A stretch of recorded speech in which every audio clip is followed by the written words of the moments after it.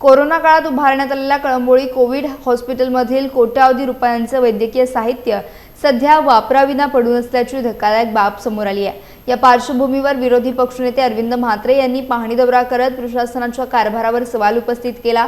Corona महामारी दरम्यान नागरिकांच्या उपचारासाठी उभारण्यात आलेले हे हॉस्पिटल त्या काळात अत्यंत महत्त्वाचे ठरले होते। मात्र कोरोना संपून जवळपास 5 वर्षे उलटूनही येथे असलेले बेड्स, व्हेंटिलेटर्स, ऑक्सिजन यंत्रणा आणि इतर महत्त्वाची उपकरणे धूळ खात पडून असल्याचे पाहणी दरम्यान दिसून आले। यावेळी अरविंद म्हात्रे यांनी प्रशासनाच्या निष्क्रियतेवर नाराजी व्यक्त करत जनतेच्या पैशातून खरेदी केलेले साहित्य वाया जाऊ देऊ नये असे स्पष्ट मत व्यक्त केले। या उपकरणांचा योग्य वापर करून सर्वसामान्यांसाठी आरोग्य सेवा सुरू करावी अशी मागणी देखील त्यांनी केली आहे। दरम्यान पनवेल महापालिकेने ही जागा सिडकोकडून वापरासाठी घेतली होती, तसेच बहुतांश साहित्य सिडकोच्या मालकीचे असल्याची माहिती आरोग्य विभागाने दिली आहे।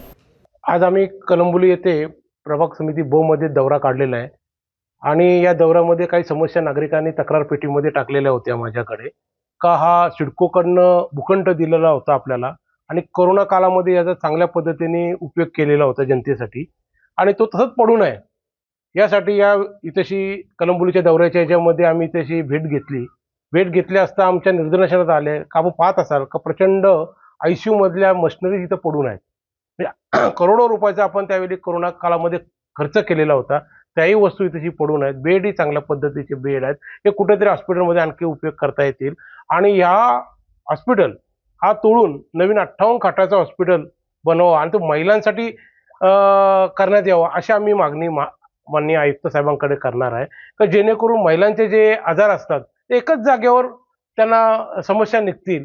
हा उद्देश ठेवून एक वेगळी संकल्पना करून 58 खाटाचा हॉस्पिटल हा कळंबोलीसाठी आणि इथल्या परिसरासाठी जनतेला मिळेल अशी अपेक्षा ठेवून मी आयुक्तांकडे आजच्या दौऱ्याचा सुद्धा हे देऊन मागणी करणार आहे।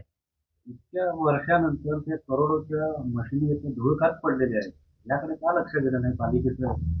हे आता मी सन्माननीय आयुक्त साहेबांना आणि जे अधिकारी आहेत, डॉक्टर्स आहेत, त्यांना विचारणार आहे याच्या पूर्वी मशिनरी किती होत्या आणि याच्यामध्ये मशिनरीमध्ये किती मशिनरी अवेलेबल नाहीत इथेशी किंवा चोरी झालेल्या आहेत, किती दुरुस्ती कराव्या लागतील, या सर्वांचा लेखाजोखा मी आता डॉक्टरांशी बोललेलो आहे।